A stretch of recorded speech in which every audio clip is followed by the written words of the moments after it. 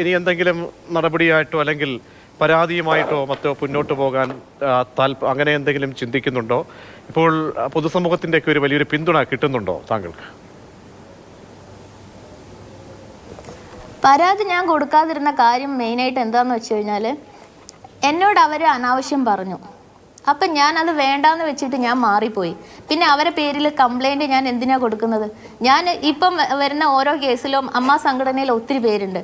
അതിലിപ്പോൾ കേസ് നടക്കുമ്പോഴും ആർക്കും ആരെ പേരും വ്യക്തമായിട്ട് പറയാൻ ഇഷ്ടമില്ല. അങ്ങനെയാണ് പറയണ്ടത്. കാരണം എന്താ വെച്ചാൽ അവർ അഭിനയിച്ചു, മൂവീസിൽ അവരൊരു ആർട്ടിസ്റ്റാണെന്ന് ജനങ്ങൾ അറിഞ്ഞു, അവർ കുറേ സിനിമയിൽ അഭിനയിച്ചു. അതിനുശേഷമാണ് അവരങ്ങനെ ചെയ്തു ഇങ്ങനെ ചെയ്തു പീഡിപ്പിച്ചു എന്ന് പറയുന്നത്. ഇവിടെ എനിക്ക് പേര് വ്യക്തമാക്കേണ്ട ആവശ്യമില്ലെന്ന് ഞാൻ 2022 വില്ലേജ് വാർത്തയിൽ ഞാൻ പറഞ്ഞ കാരണങ്ങളും ഉണ്ട്. ഇപ്പം ഞാൻ പേര് വ്യക്തമാക്കിയ കാരണങ്ങളും ഉണ്ട്. എനിക്ക് ഒരു ബെനിഫിറ്റും വേണ്ടിയിട്ടല്ല. എൻ്റെ സ്ക്രിപ്റ്റ് ഞാനാല മരിച്ചു മണ്ണടിഞ്ഞ് പോട്ടെ എന്ന് പറഞ്ഞിട്ട് വലിച്ചെറിഞ്ഞിട്ട് എൻ്റെ വീട്ടിൽ പോയ ആളാണ് ഞാൻ. മാന്യമായിട്ട് എന്നെ ജീവിക്കുന്നത്. അല്ലാണ്ട് ഇവരെ പേരിലൊന്നും എനിക്ക് ഒരു കള്ള ന്യൂസ് ഉണ്ടാക്കിയിട്ട് എനിക്കൊന്നും വേണ്ട. അങ്ങനെയാണെങ്കിൽ എനിക്ക് എന്നോ ചെയ്യായിരുന്നു. ഞാനിപ്പോൾ ഇന്ന് പറയുമ്പോഴും ഈ ന്യൂസിനോട് ഞാൻ പറഞ്ഞത് മാന്യമായിട്ട് പകരത്തിന് പകരം വെക്കാതെ എൻ്റെ സിനിമ സ്ക്രിപ്റ്റാക്കാൻ നട്ടലുള്ള ഏത് നല്ല ആൾക്ക് വരാൻ പറ്റും, ഞാൻ എൻ്റെ സിനിമ ചെയ്യും. എനിക്ക് അഭിനയിക്കാൻ സീന് തന്നാൽ ഞാൻ അഭിനയിക്കും.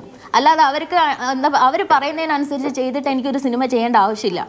അതാ ഞാൻ പറയും. ഇപ്പോഴും ഞാൻ അതന്നെയാണ് പറയുന്നത്.